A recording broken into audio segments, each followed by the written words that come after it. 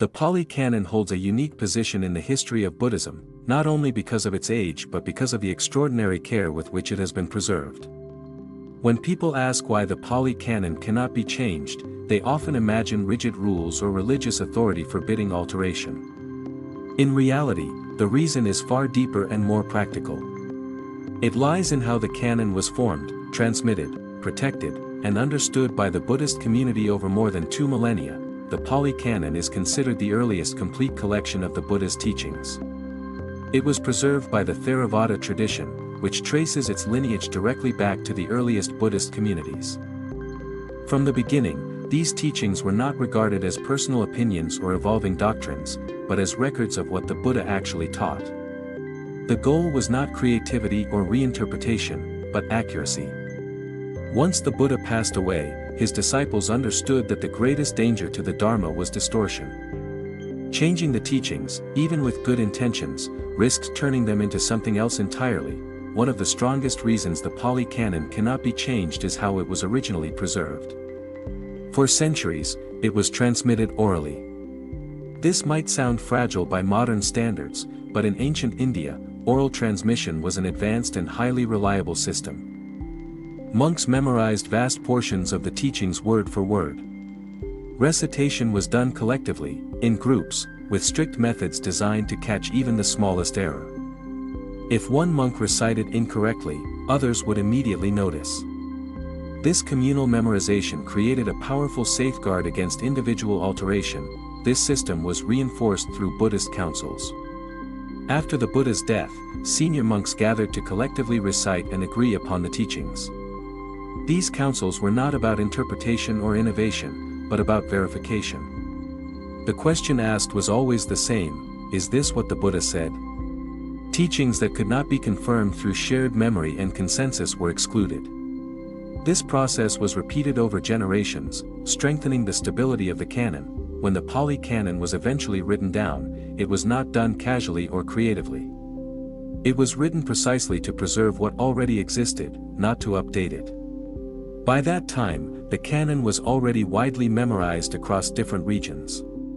Any attempt to change the text would have immediately conflicted with countless memorized versions. This made alteration practically impossible without being detected.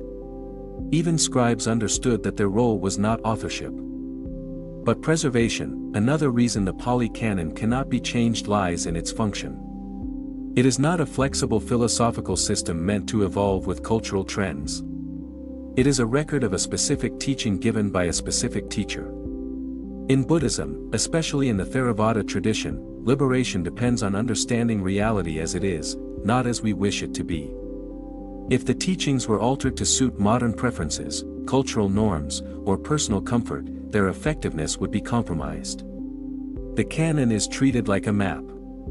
You may interpret the map, but changing the map does not change the terrain. Authority in Buddhism also plays a key role. Unlike religions centered on divine revelation interpreted by a central institution, early Buddhism relied on the Sangha, the community of practitioners, to preserve the teachings collectively.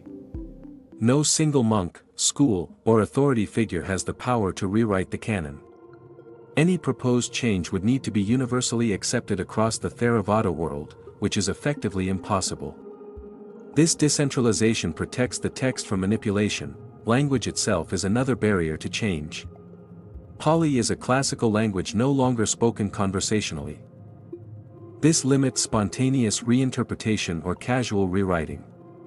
Translators may interpret meanings into modern languages, but the original Pali text remains untouched. Scholars can debate translations, but the source text stands as a fixed reference. This separation between original text and interpretation allows discussion without altering the canon itself. There is also a deep ethical reason behind preserving the Pali Canon unchanged. The Buddha repeatedly warned against misrepresenting his teachings. He emphasized that future generations should distinguish clearly between what was taught and what was not. Changing the canon would blur that line. Even well-intentioned changes could introduce confusion, leading practitioners away from the path rather than toward it. Importantly, Buddhism does not deny that understanding evolves. What evolves is interpretation, commentary, and application, not the root text. Throughout history, Buddhist scholars wrote extensive commentaries explaining the canon in new contexts. These commentaries are clearly labeled as explanations, not replacements. This structure allows flexibility without corruption. The canon remains stable, while understanding deepens around it. Another practical reason the Pali Canon cannot be changed is consistency across time and geography.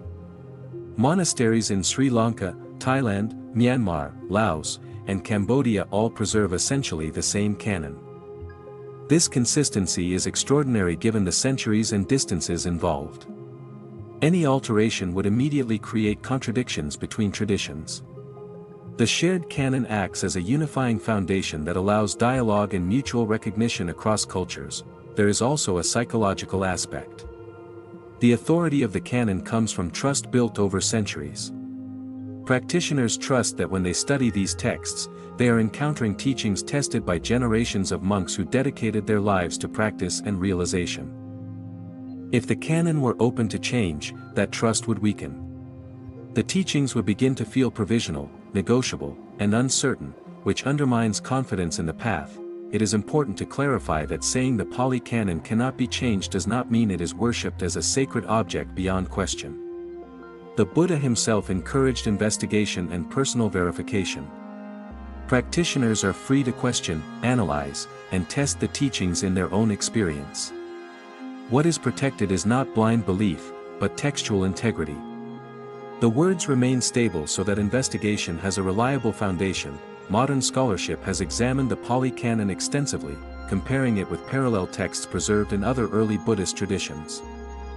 While there are minor variations, the core teachings show remarkable consistency.